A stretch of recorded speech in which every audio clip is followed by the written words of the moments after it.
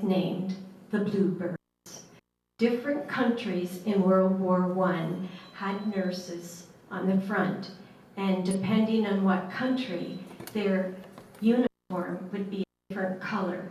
For instance, one country pink, and another one was a so tonight I am a bluebird. I cannot sing like a bluebird. Now, in World War I, we think of the men, but the women played a part too. There were over 2,500 women from Canada who went over as nurses. They were on the front, they were out east, they were in the UK, they were driving ambulances, they were at the field stations, and out of those 2,500, nearly 60 lost their lives. Several lost their lives on a hospital ship when it was torpedoed by the Germans.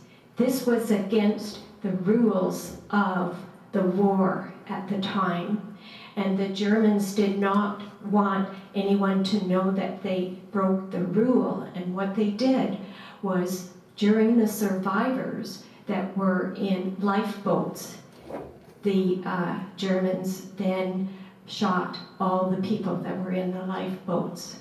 They did not want any sights. There were hospitals that were bombed too, and nurses lost their lives there. So this is just one aspect of how the women helped. They also did other efforts on land too. But tonight we're going to honor the Canadian World War I nurses. Another thing I want to point out is I am wearing a poppy that is only used in England and in Belgium. It is different than the poppies that we wear here. It is paper and it has a leaf on it. So I wanted to make sure that you notice that. And as we all know, we wear our poppies on the left side because it's closest to our heart. And after the Remembrance Day service is completed, that is when you remove the poppy. That is the tradition for here. I just wanted also to point out that in the Peterborough Examiner on October the 3rd, they always, each day would put today in history. So I want to read to you what it said in October the 3rd. On this day in 1914, the first group of Canadian volunteers to fight in the First World War sailed from Gaspé, Quebec for England. A total of 33,000 men, 7,000 horses, and 144 pieces of artillery traveled in 32 ships, escorted by 10 British warships at this time of year. Now, for the rest of my presentations, you will not have to look at me because I am going to sit down and I am going to go through the rest of my presentation while you watch it here. It'll be a more pleasant sight. Yep.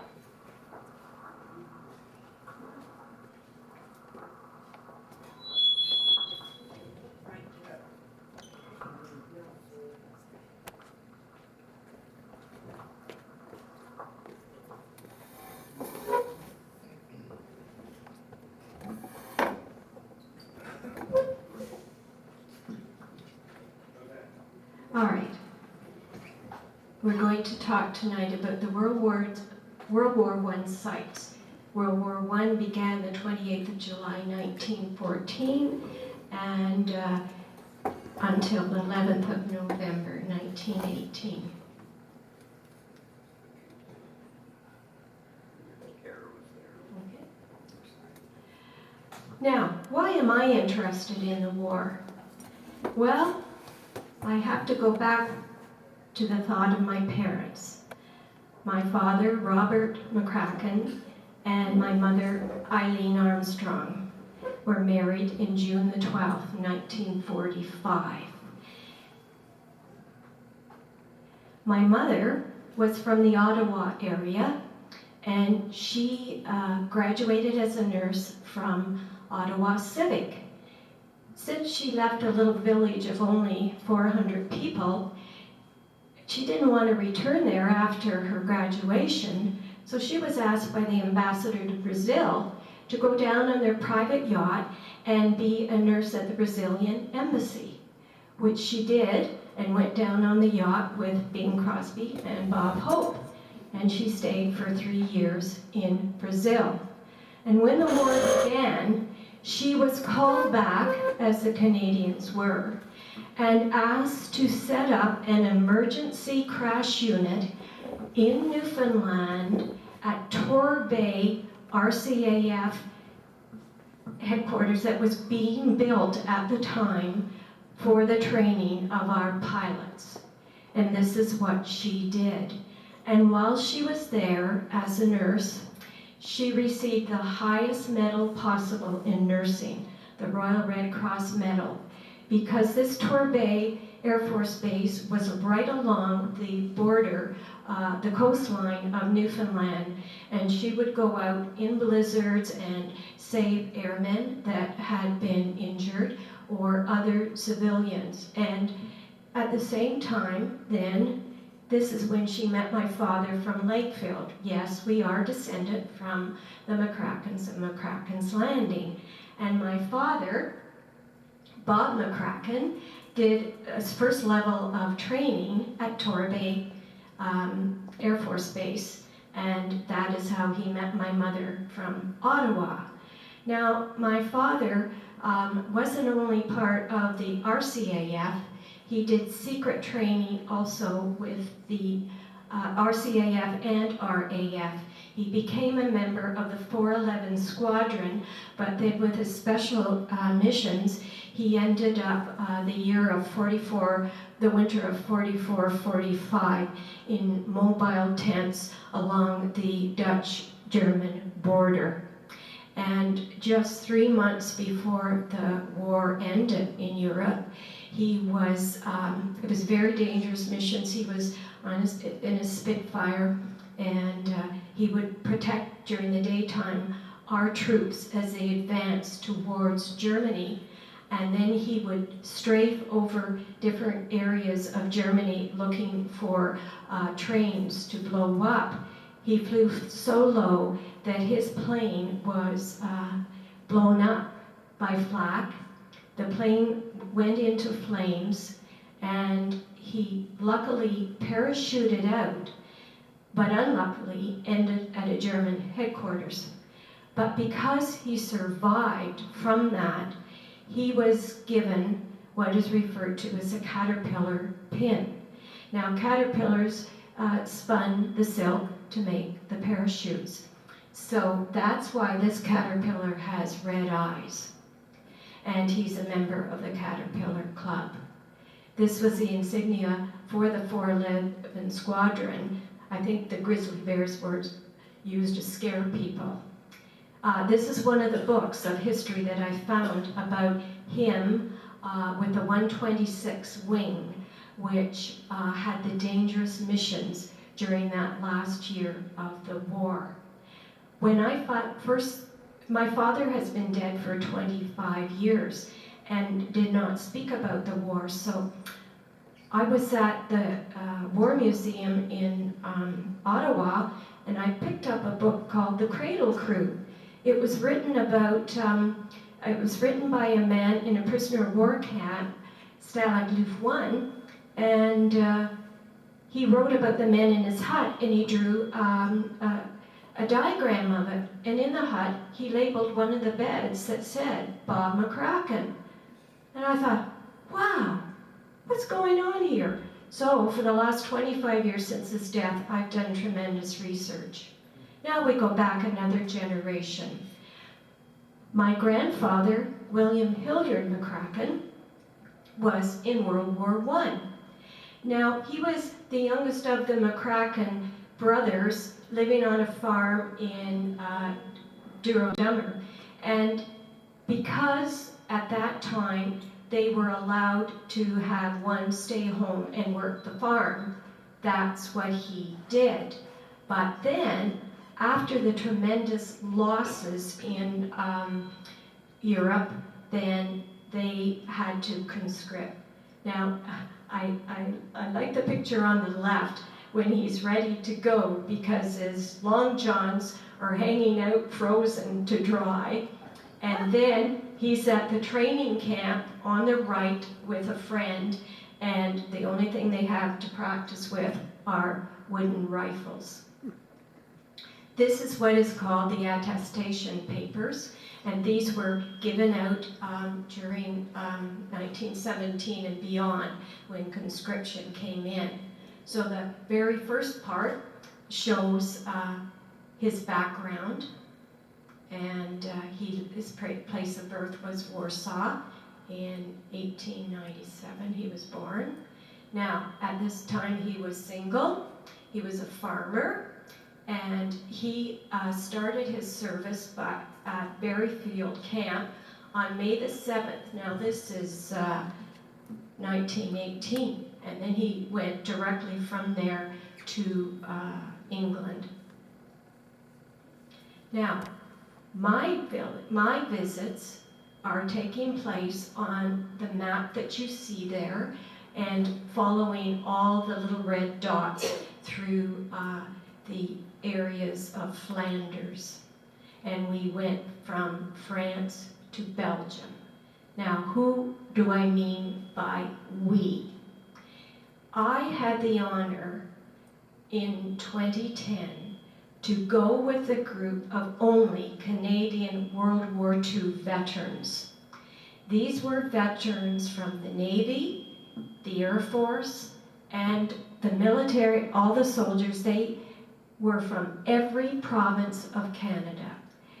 This was a special group that was organized by a company in British Columbia. I was allowed to go with them to represent my father. This photo, though, is taken the second week of the trip.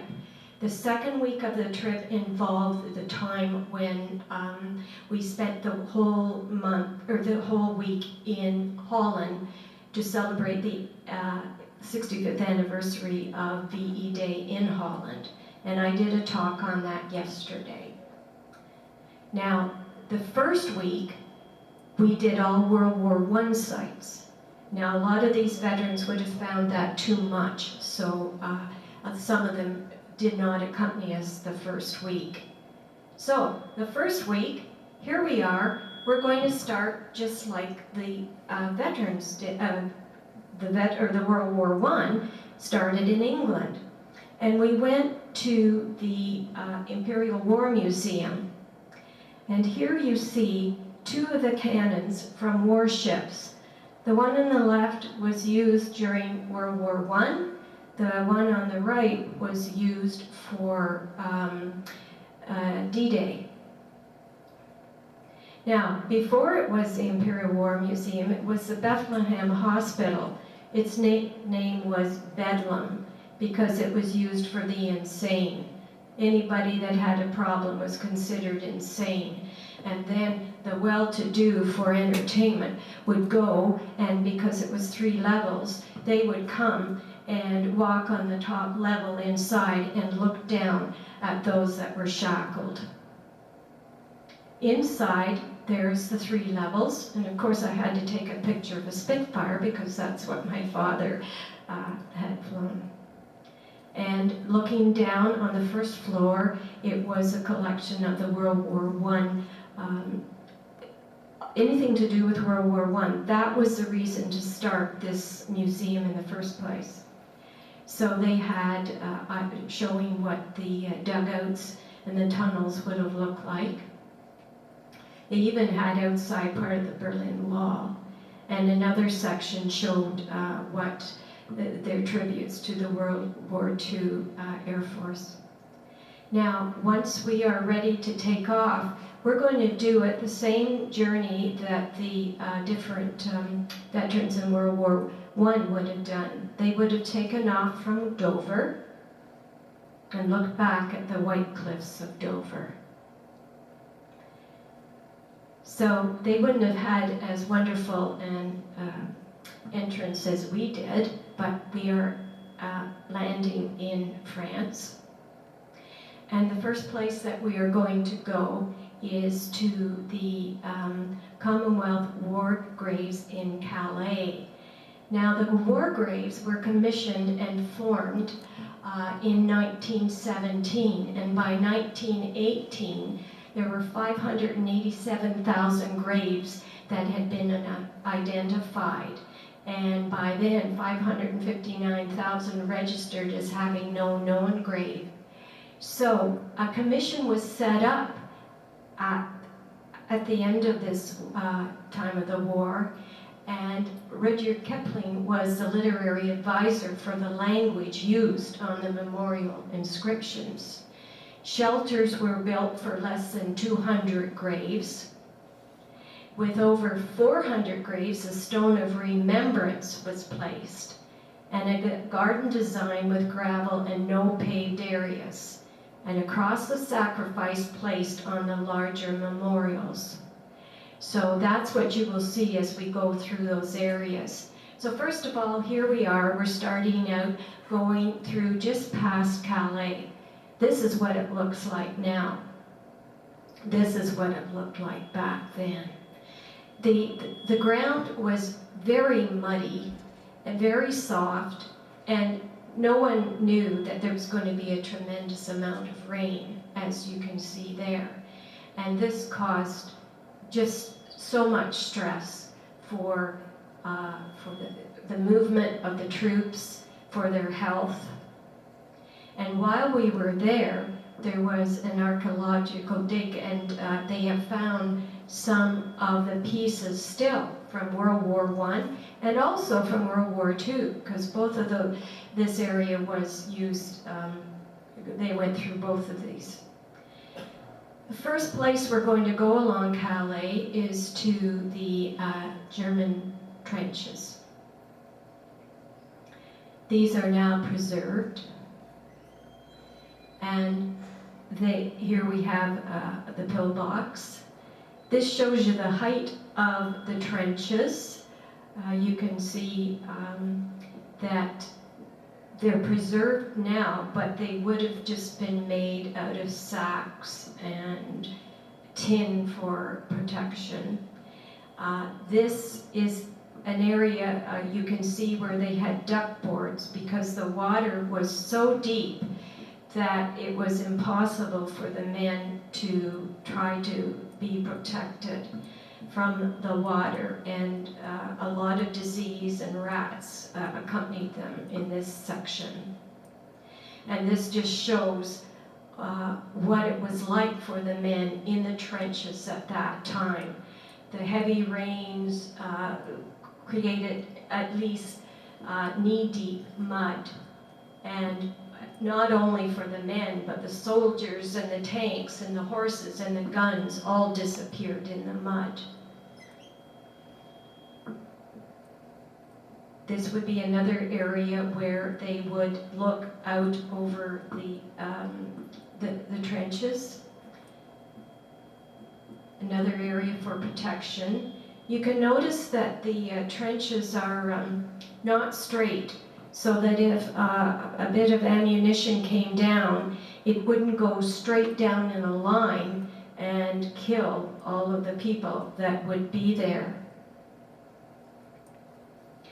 At some points, there could be up to 7,000 men in the trenches.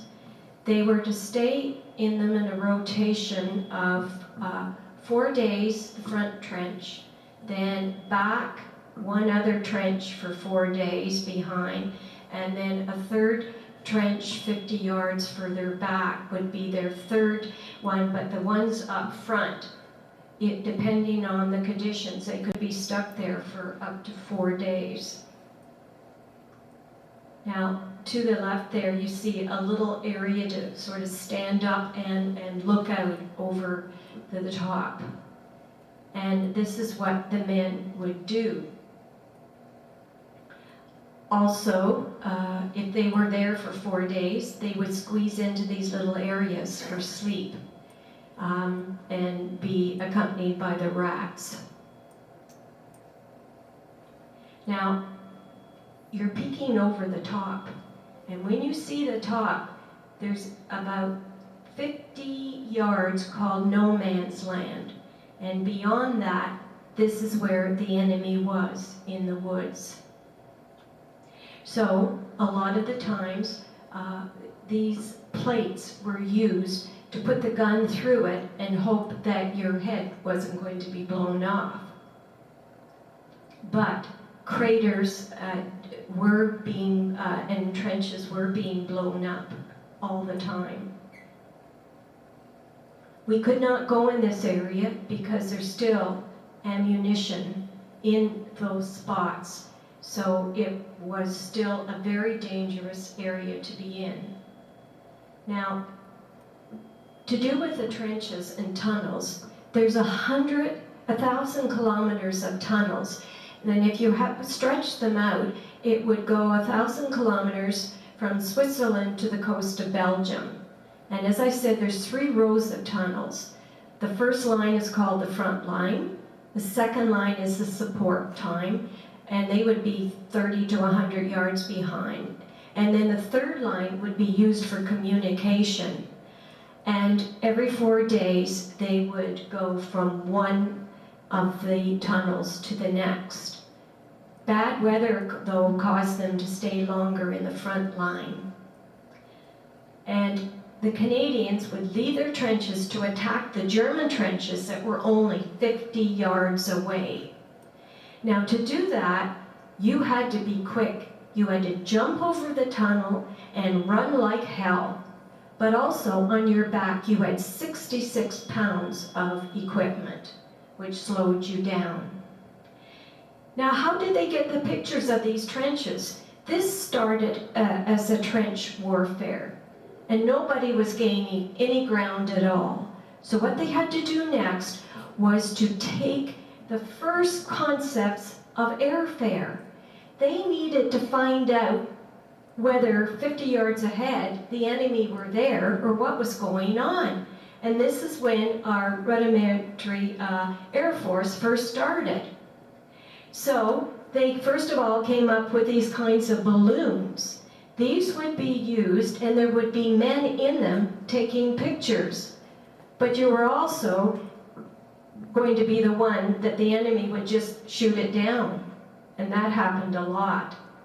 Other kinds of airplanes were used that were very open, and men would hang out over the side taking photos and then send this back to the commanders. A lot of the times then they would put men up in the open airplanes with a gun shooting for their lives. Now, this is under the tunnels. They hired Welsh men who were miners. They were older than the required age of the normal soldiers, but because they were so well trained, they would go 12 meters underground to make these tunnels. Now, while they're building tunnels, so is the enemy. And the earliest way to find out if the enemy was also building where you were, they would have early detections of listening devices. They would put a pan of water near the end of what they had built, and if it started to jiggle, they would know that there was action, and they would put their ear right to the water. Then later, they tried stethoscopes to see if they could hear what was going on. One of the first areas that we next went to was Vimy Ridge. It was completed in 1936 after it had been started over 12 years beyond to get the actual memorial done. Now, 11,285 Canadian soldiers' names of those that are missing and presumed dead up to 1917 are on this memorial. The battle started Easter Sunday, April the 9th in 1917, and in that one day only, 2,598 were dead. You're going to walk with me up to the ridge. This is the land that is owned by France, but it's been given to Canada. So as you start up, we're coming on the flatter part of the ridge. This was the area that the Canadians already had. So we're walking towards it. And here you see the Canadian flag and the French flag. And as you get closer, it gets to be bigger, and I get to be smaller. It just shows you the size of it compared to the people. This memorial was built by Allward, who also built the one in Peterborough. Now, when he started, he decided to carve plastic sculptures of it, and he spent 2 years in London carving out all of the designs of the 20 figures that would be on it. But then he took forever, years and years after that, to find the proper marble that would work. And Canada wondered, when are you ever going to start building? And what he was doing, he was traveling all around the world for the perfect marble that would work. And where did he find it? In the place where World War I started, Sarajevo. And that was the quarry that was used to make the marble. 2 pillars. One is representing Canada and has maple leaves on it. The other represents France, and it would have all of the fleur-de-lis on it.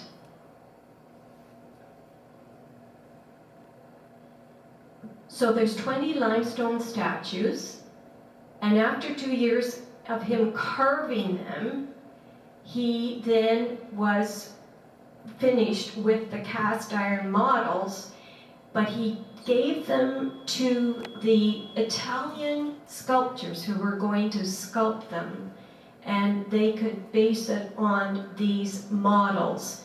In fact, in the 1990s, the cast iron models were found in Ottawa in a parking lot, and nobody knew they were there.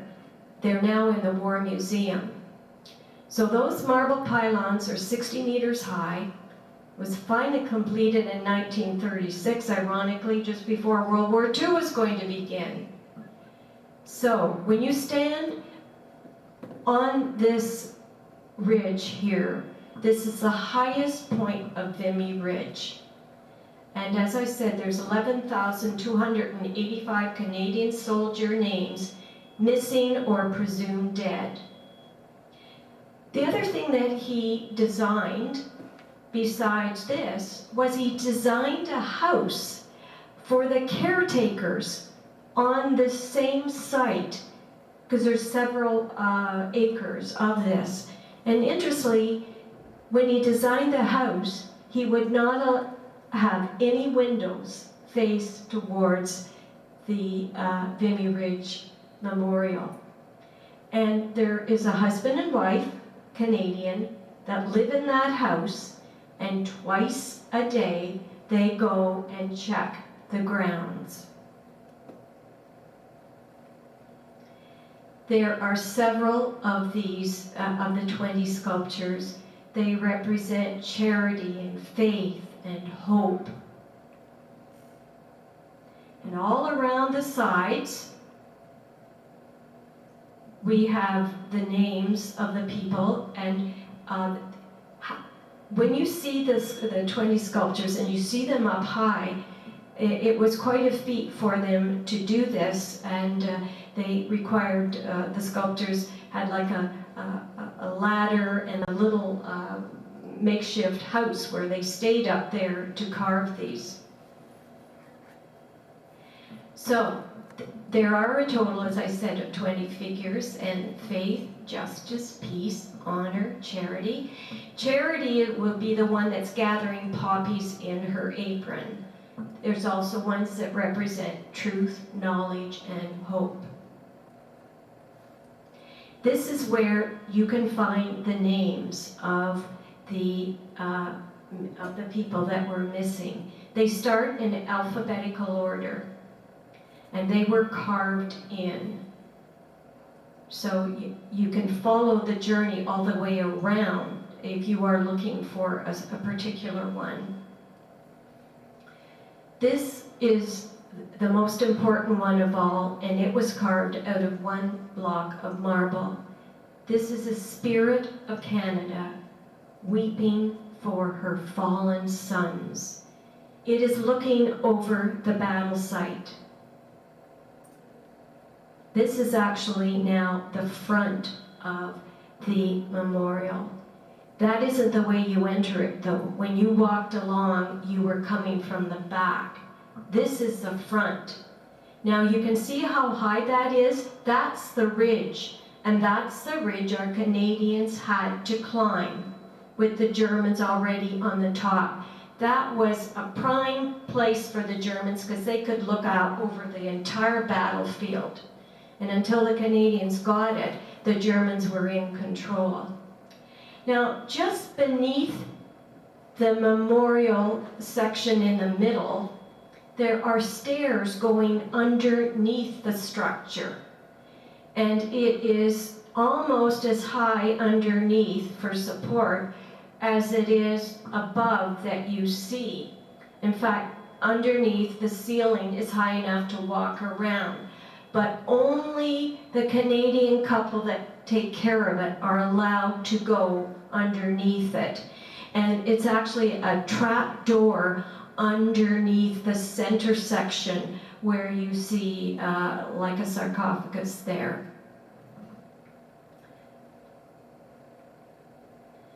Just beneath this tomb, the tomb is draped in laurel branches bearing a helmet and a sword. And this says it all. Canada mourning her dead. Now, because I was there with these special group of veterans, we had our own flag bearer, our own piper, and our own bugler. And we held a ceremony at Vimy Ridge. It was important, too, that when this group went, that they were allowed to bring their children and grandchildren so that the message would be passed on. So our piper is a young lad from Ottawa, and he's wearing his grandfather's jacket from World War I. If you travel through different places in Lakefield, you'll find memorials mentioning people from this area who were killed at Vimy Ridge. And this is one that was found in one of the churches. As we traveled around in 2010, this is the section of time that it was important for people to go and remember what happened. So you would see signs indicating routes to follow. As we know, the next battle of Passchendaele was the most horrific that you could imagine because of the mud and the water. And we went to the Brooding Soldier, or the St. Julian Memorial. The Brooding Soldier is facing out towards the battle. This column marks the battlefield where 18,000 Canadians on the British left withstood the first German gas attack, the 22nd to the 24th of April 1915. 2,000 men fell and lie buried nearby. And just at the base, with the word Passchendaele, there is an arrow pointing out towards the battle which would have looked just like that. The mud was so horrific that the horses and the men and the equipment just literally drowned in all of this. There was as many deaths from the mud and the murk as everything else. Now, when you look over that muddy, murky area, this is what you see.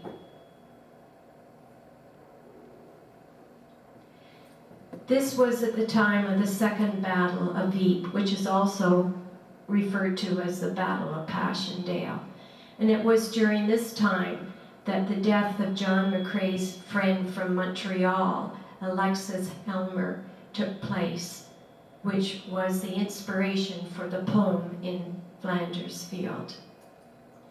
When John McCrae came, he brought his horse Bonfire from Canada, and we know that John McCrae was born in Guelph, and his house is now a museum. John McCrae would write letters to his niece and nephews and indicate that they were letters from his horse Bonfire, and he would sign the letters with a hoof mark. John McCrae was a doctor in Montreal, and at the time he volunteered in his 40s to join in Flanders Field. And John McCrae died in 1918 while serving at a hospital in France. He died of pneumonia, and he's buried in France. But this was his friend from Montreal that died and was the inspiration for the poem. All along the way, we would come to memorials for the soldiers who died in the first gas attack. Now, this was not part of the game for the war. There was not supposed to be gas. But 3 months before this, the Germans tested the gas on a little village in Russia. All of these people in Russia were killed or maimed, and the Germans then found out that it would work. But they also found out that the gas would work only if it went with the wind.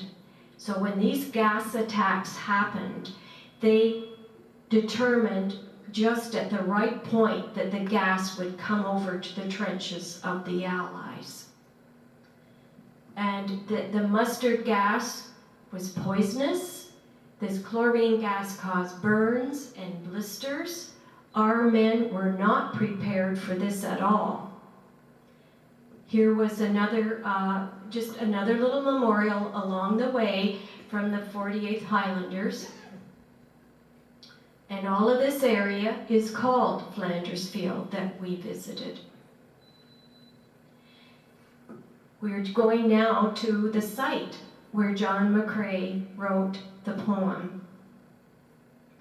When they died in battle, they had to get the bodies buried as quickly as possible. So makeshift graves were put with little crosses at the time. And even little sketches were done.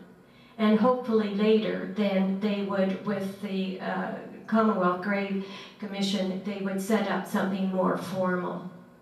But even when these were done like this, more shelling would just blow the bodies that were buried there anyways and move them on into bits and pieces. So we're going to Essex Farm Cemetery, which no longer is the makeshift that you saw, and it's 2 kilometers north of Ypres. This was the area where all the battles took place because the Germans were in control of all the ports along there. And because they were in control, we could get the equipment sent for the Allies. And it was important that we could get clearance for that. So between 1915 up to 1918, 1,199 Commonwealth graves are in this area, just from some of the battles.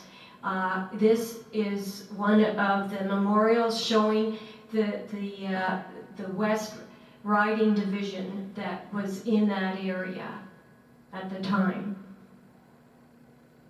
Now this canal is, when you look at the language, Belgium spoke 3 languages, and so it got a bit confusing as to when you're trying to read the signs exactly what it was that you were looking at, but it all meant the same thing.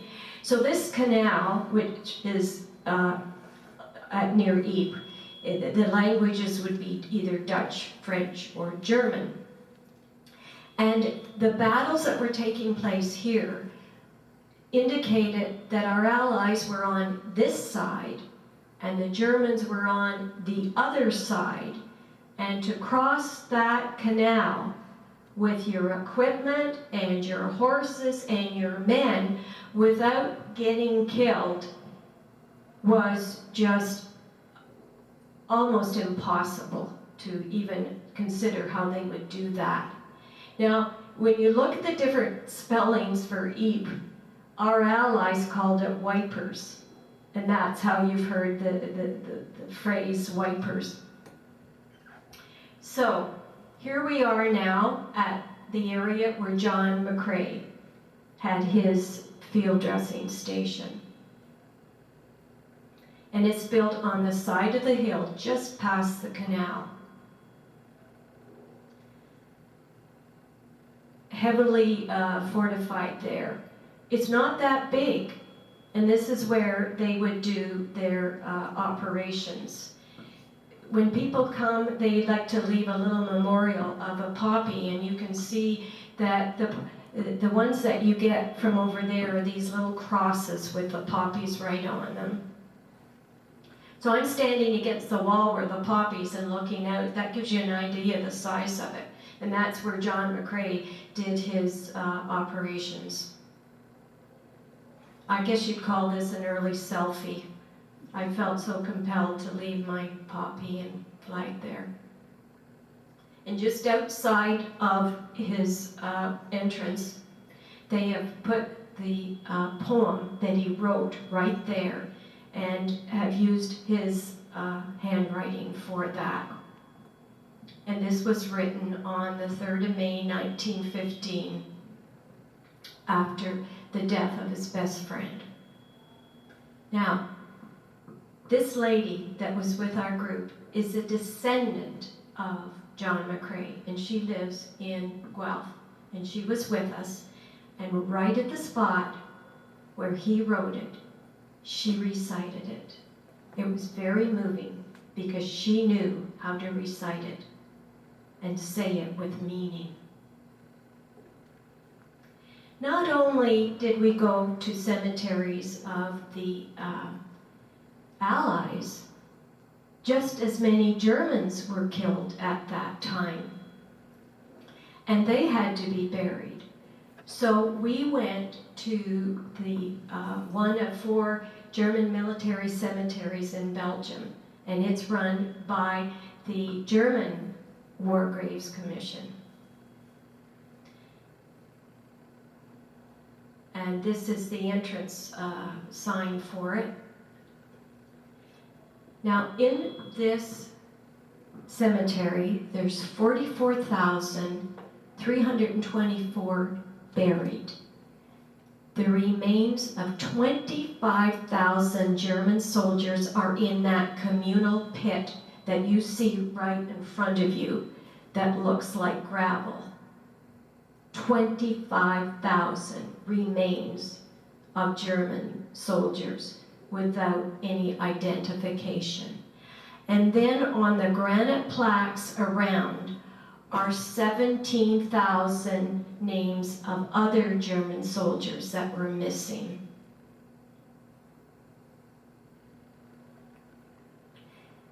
Also, there were plaques put flat on the ground with the names of others that were still missing.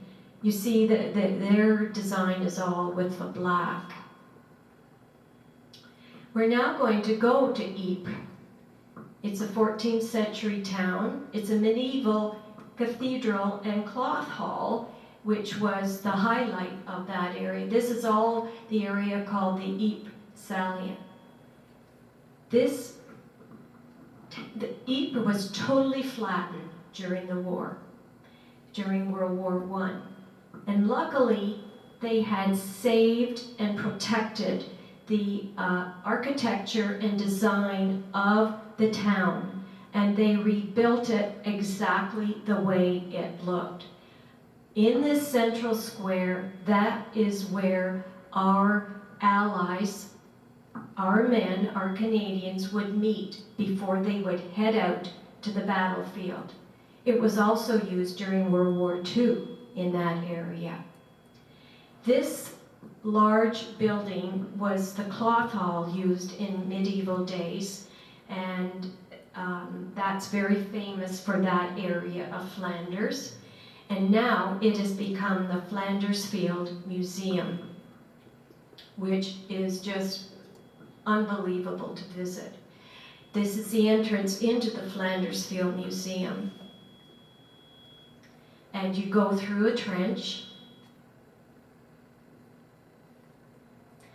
and the first thing you see is a tribute to the World War I horses.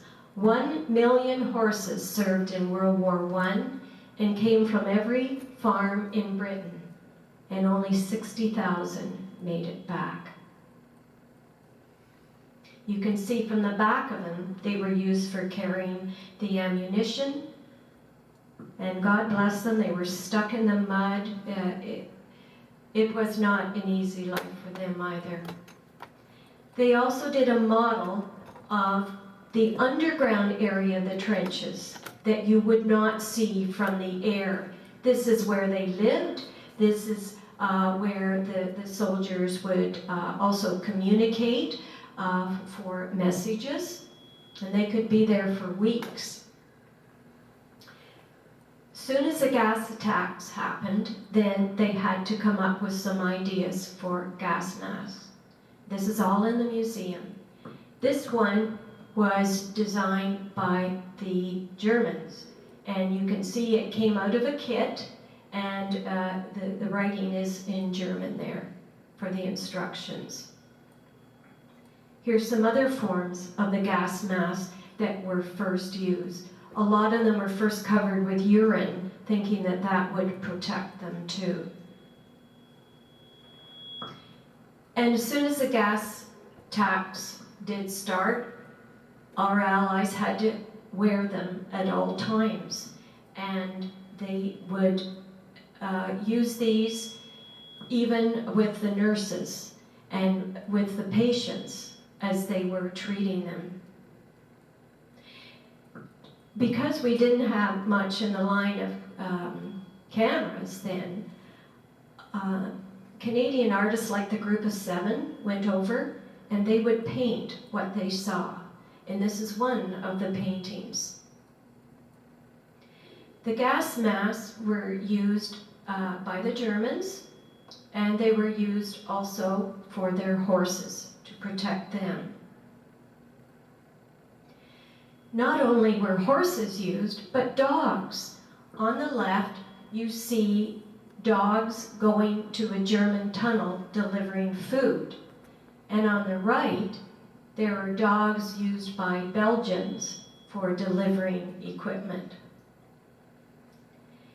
We now went to Tyncott Cemetery. It's 3 kilometers southwest of Passchendaele. It is the largest Commonwealth cemetery in the world. There's 45,000 graves, 635 are unidentified. The wall surrounding the cemetery has the names of 34,000 British soldiers who have no known graves. And 1,150 New Zealand names are also on that. Now, why is it called Tyncott? Well, when the Allies arrived there, these were pillboxes. These were German pillboxes. And the soldiers that arrived there were from the north of England, from an area, little village called Tyne. And they said, those just look like our little cottages. And that's how it got its name, Tyncott Cemetery. And these were original German pillboxes. And this is what it looks like from a distance. When there's 3 actual pillboxes that were there, and there's the walls with the names on it. When you enter that cemetery, it's very moving because they put speakers in amongst the shrubs. And as you walk along for the entire day, every name is said out loud. It's a woman's voice, and it's very, very moving.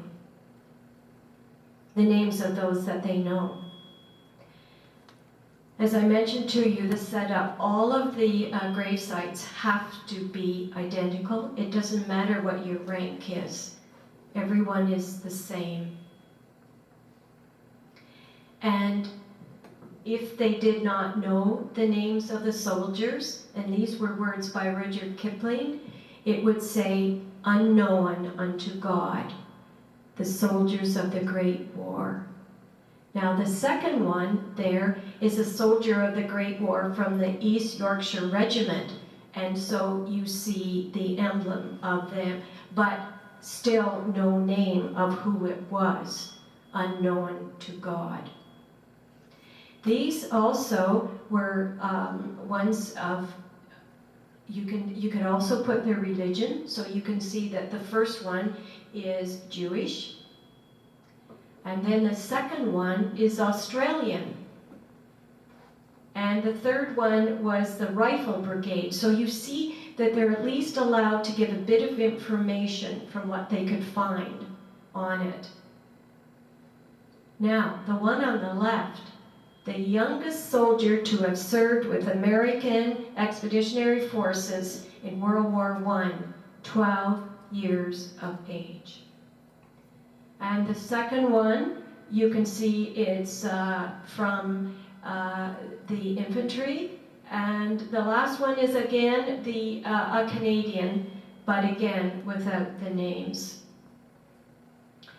The larger ones, the larger cemeteries of 1,000 or more would have this esophagus at the front, and you could see with the word, their name liveth forevermore. That was done by Rudyard Kipling.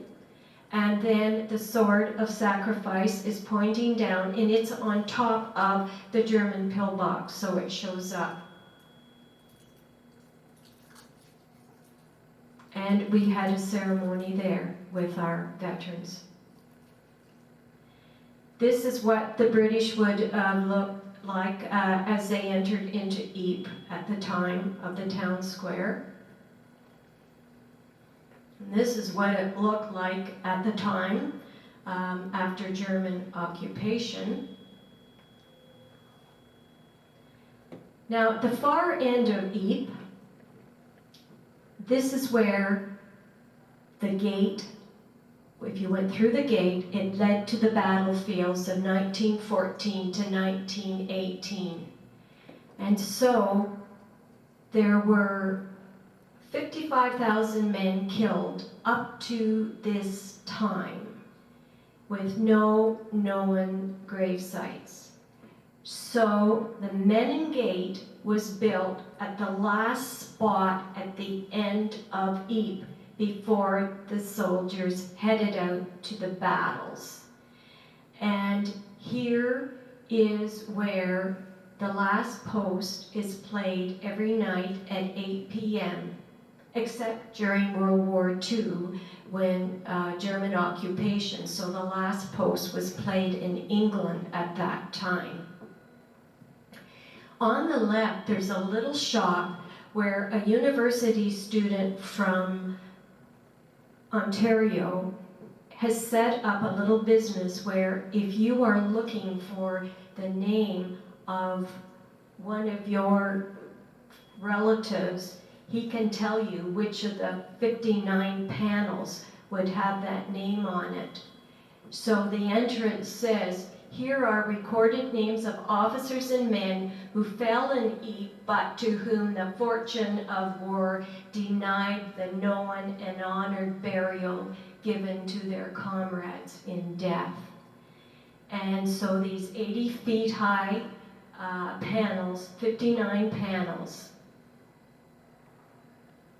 and going out from the sections outside of the memorial, you can still see names out there. So you'd have a hard time figuring out which panel to look for a loved one unless you got the information from this little shop ahead of time. At the end of this gate, that would have been the battlefields as they headed out. Every night they do the last post, and you can go and lay a wreath if you inform them ahead of time. This is the outside section again with more names. So since 1928, as I said, that you can attend the last post. Our group were asked to do a special ceremony right inside the Menin Gate. They were going to do the act of remembrance. Every night it could be someone else that was given the honor. It could have been a famous singer, it could have been someone that was going to give a little recitation, but our group not only were asked to do their ceremony, but our piper was asked to play the bagpipes with the buglers that played every night. The rest of us are standing along the side inside the gates. And this is what, at the end of the ceremony, which you hear throughout our ceremonies too, this is what they said. But a lot of you may not be aware of the first verse. They went with songs to the battle. They were young, straight of limb, true of eyes, steady and aglow. They were staunch to the end against odds uncounted. They fell with their faces to the foe. They shall grow not old, as we that are left grow old. Age shall not weary them, nor the years condemn. At the going down of the sun and the morning, we will remember them. And this was part of the ceremony that our veterans did. So they're just getting ready with the buglers from there to do the last post, and our piper was asked to join them. There was a delegation from Australia that came, and they're just walking by now to lay a wreath. Along the town of Ypres is a moat that protected it. Now, because of all the damage done during the war, all of these towns were either totally damaged or reduced to just either rubble or just partial damage. That's what Ypres looked at one point. Here was another town we visited, Bruges, and this is what it looks like now. Again, they used a lot of the early plans. It's a beautiful place, but all of these were areas that were part of World War I. We went into a little shop because Flanders is famous for lace work. This was the 8th generation of lace work. Antwerp was another port that was very active during World War I. And Ghent, where we stayed.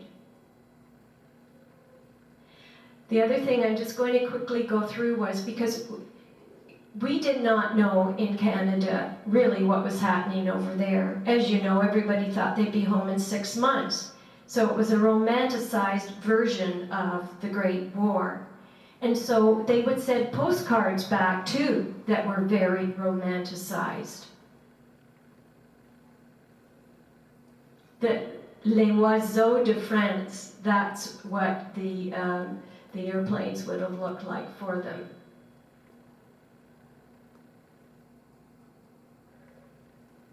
Because it was an area famous with lace, a lot of our families received postcards like this.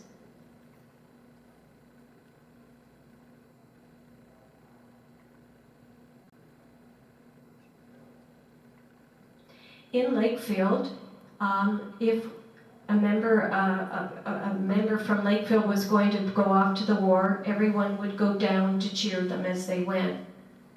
One member from Lakefield was William Ogilvie, and he was a signaller during it, so there's a little book written about him. Those that were injured were taken to larger centers by the nurses on trains before they would be sent back home. And any one of the allies of the Commonwealth that had a family member that was killed, the next of kin would receive a plaque like this that was 5 inches in diameter with the name of the person. One of our friends in Lakefield, Keith Lamont, has a family member, one with his name on it, who was killed at Vimy Ridge. And in our churches here, we have memorial plaques in honor of those that were killed in World War I. And this is an early look at the cenotaph in Lakefield with the names of the veterans, of the ones that were killed. We even had a band shelter there. This is the entrance into our Lakefield Memorial Hall with the names. This was the first memorial hall, and then it was updated. And in 2003, our Historical Society put up a plaque saying this is built in 1919 to 20 to replace the previous hall located on this same site, which was destroyed by fire December 27, 1918. Dedicated to Lakefield Memorial Hall to honor and perpetuate the memory of the 42 area residents who lost their lives in World War I, 1914 to 1918. And then it lists some of the other things that the hall was used for, such as a jail, fire, police station, library, school graduations, baby clinic, but it's the Memorial Hall of Lakefield.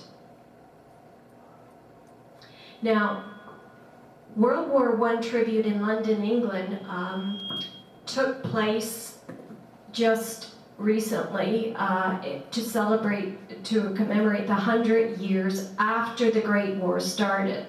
Nearly 1 million people in England lost their lives, and the moat that surrounds the Tower of London looked like gushing blood. So in the summer of 2014, the moat was filled with 888,246 red ceramic poppies, one for each British and colonial soldier who perished during World War I. The last of the poppies was symbolically planted on November the 11th. And people from Lakefield had the honor to go over and see these poppies. Each evening, the last post would be sounded and a selection of the names of the dead were read aloud.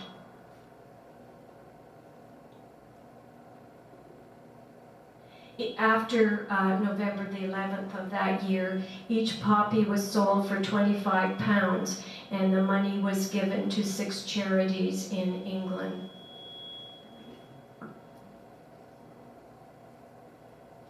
This was a part that will be kept, called the Weeping Window, and it will be put in the Imperial War Museum.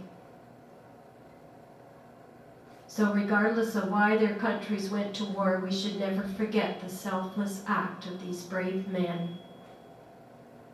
World War I, 37 million casualties, 22,477,500 Allied casualties, 1,226,597 deaths in British Empire, 64,976 deaths of Canadians, women in World War I, 2,504 Canadian nurses, 56 nurses killed in World War I. The sinking of the Canadian hospital ship June 27, 1918, just 116 miles off the coast of Ireland. 234 died, including 14 nurses. But look at the final.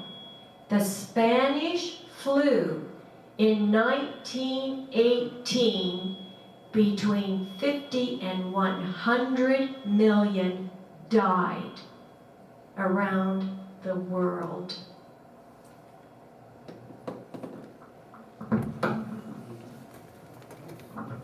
What we're going to just do now is, just before we end it, a very quick little movie, and I mean it's quick. We had a movie photographer, a videographer with us during our journey with the vets. One of the vets from Nova Scotia became a senator. And while we did our ceremony in the Menin Gate, this was filmed by our own videographer. Do not worry about what you cannot hear, because it will be one of the Australian diplomats giving the act of remembrance, which we just looked at. So just enjoy. And this, at the end, everywhere we went, we would give out poppies and pins to all the people we met over during our journey there.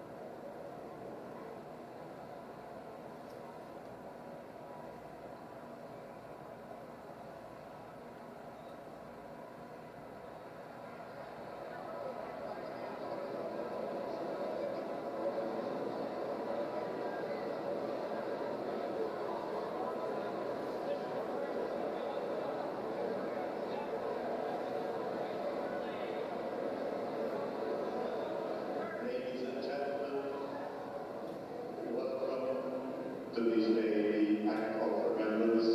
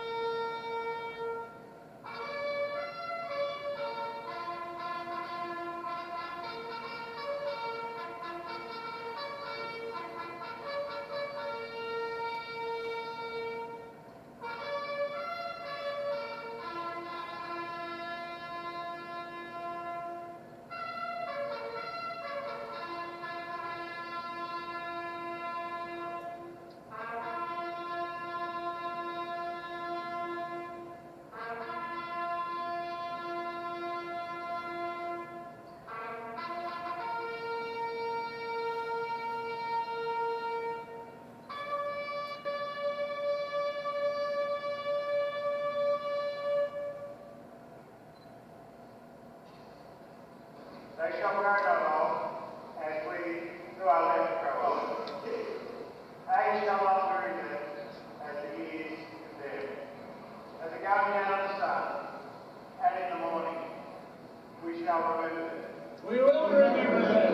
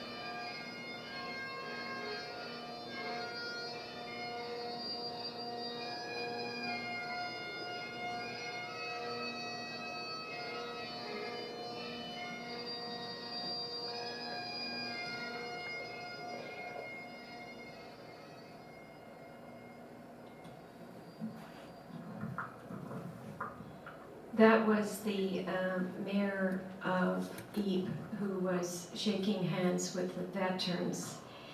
It was a very moving ceremony, and at the end, the veterans would give out pins to the people that were there to watch. It's a very moving experience. I felt totally overwhelmed and humbled to be able to go with all of these veterans. My story is not to undermine any other story of any other veteran, anyone who was part of World War I or World War II or what we're experiencing today are very special. It was only my personal journey, and I didn't want to get into a lot of details of history and tactics and yada yada, but I just wanted to give you a quick overview. And when we see veterans, we must say thank you. We must contribute and wear our poppies proudly, and it's sadly never ending. We haven't learned yet, but we can always pray that peace will come at some time. So thank you for coming and following in my footsteps.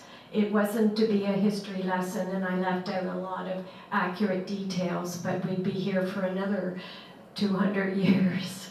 So thank you for coming.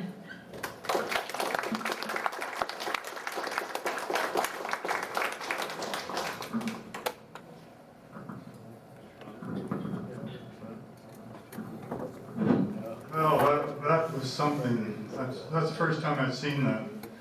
That was extremely good. Do we happen to have a war vet with us? No, they're becoming very few and far between. Arnold was going to be here tonight, but I guess the weather was not conducive to that.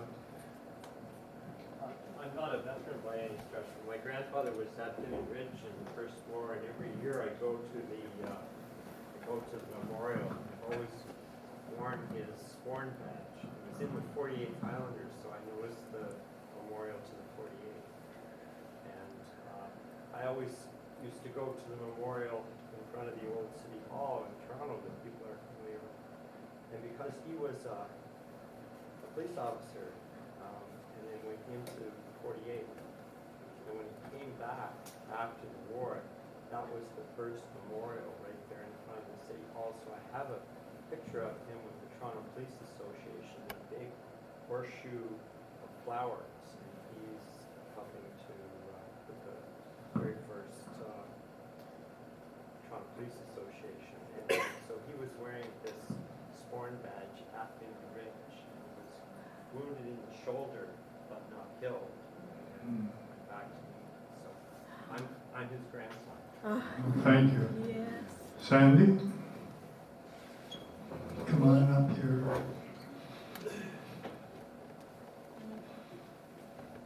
You want me to bend down? You did really well there, lady. Really well. Thank you very much.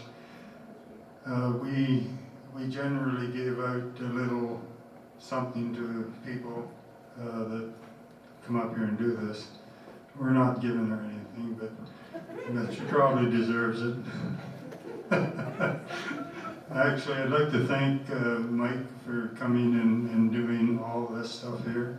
And we do have a little thing. It's not small, though. It's that picture right over there called The Ghosts of Vinnie Ridge. The dark-looking one. Behind you there, when I told Sandy when she saw it, she really liked it, and I said, well, that's good. You're going to get it. So it's yours. Thank you. Sure.